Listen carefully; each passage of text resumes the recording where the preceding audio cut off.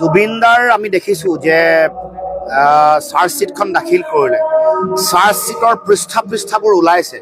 পৃষ্ঠাত আমি দেখিছোঁ যে জুবিনদাক চৰিত্ৰ হনন কৰিবলৈ বিচৰা হৈছে। এক দ্বিতীয়, কিছুমান মানুহক ইয়াত ওলাই যাবৰ কাৰণে শাস্তিৰ পৰা ৰেহাই দিয়াৰ এটা কুটকৌশল ৰচনা কৰা হৈছে। তেওঁৰ এনেকুৱাকৈ চাৰ্জশ্বিট ফ্ৰেম কৰা হৈছে যেন তেওঁৰ সন্মুখত মৃত্যু হওঁতে যিসকল উপস্থিত আছিলে, প্ৰবাসী অসমীয়া যিসকলক অভিমন্যু তালুকদাৰকে কৈ তেওঁলোকক অনা নাই, তেওঁলোকক যেন ৰেহাই দিবলৈ চেষ্টা কৰা হৈছে। অথচ মূল মৃত্যুৰ সময়ত উপস্থিত থকা সকলো মানুহকে তদন্তৰ আওতালৈ আনিব লাগিছিলে, তেওঁলোকক চাৰ্জশ্বিটত তেওঁলোকক পাৰ্টি কৰিব লাগিছিলে। নকৰা কথাটোৱে স্পষ্ট ৰূপত প্ৰমাণ কৰিছে যে মুখ্যমন্ত্ৰী আচলতে কাৰোবাক খেনুক দেখি ৰন্ধা বঢ়া, খেনুক দেখি দুৱাৰ মৰা নীতি ইয়াত আছে। এই চাৰ্জশ্বিটখন বায়াছ নোহোৱাকৈ থকা নাই, এখন বায়াছ চাৰ্জশ্বিট।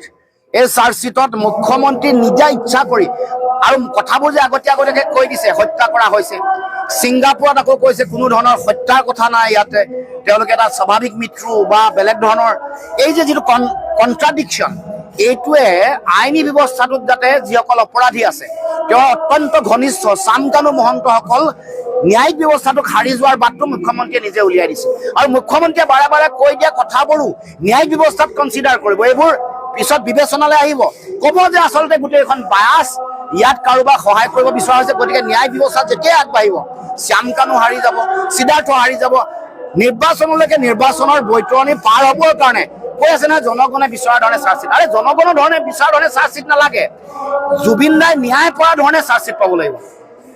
জনগণে যি টি বিচাৰিব পাৰে, জনগণে ৰাজহুৱাকে ৰাজপথত শাস্তি দিবলৈও ক'ব পাৰে, কিন্তু দেশৰ সংবিধান ন্যায়পালিকাই যি কৈছে, এই যে ছিংগাপুৰত থকা যিসকল আছে ব্যক্তি, যিসকল দোষী, তেওঁলোকক কিয় ধৰা নাই, এই প্ৰশ্নবোৰ আহিছে। জনগণে সন্তুষ্ট হোৱাতকে জুবিন দাই প্ৰকৃত ন্যায় পোৱাকে, আৰু তেওঁক কৈছে ন 8 বছৰ আগৰ পৰা হত্যা ষড়যন্ত্ৰ কৰিছিলে, সেইসকল কোন?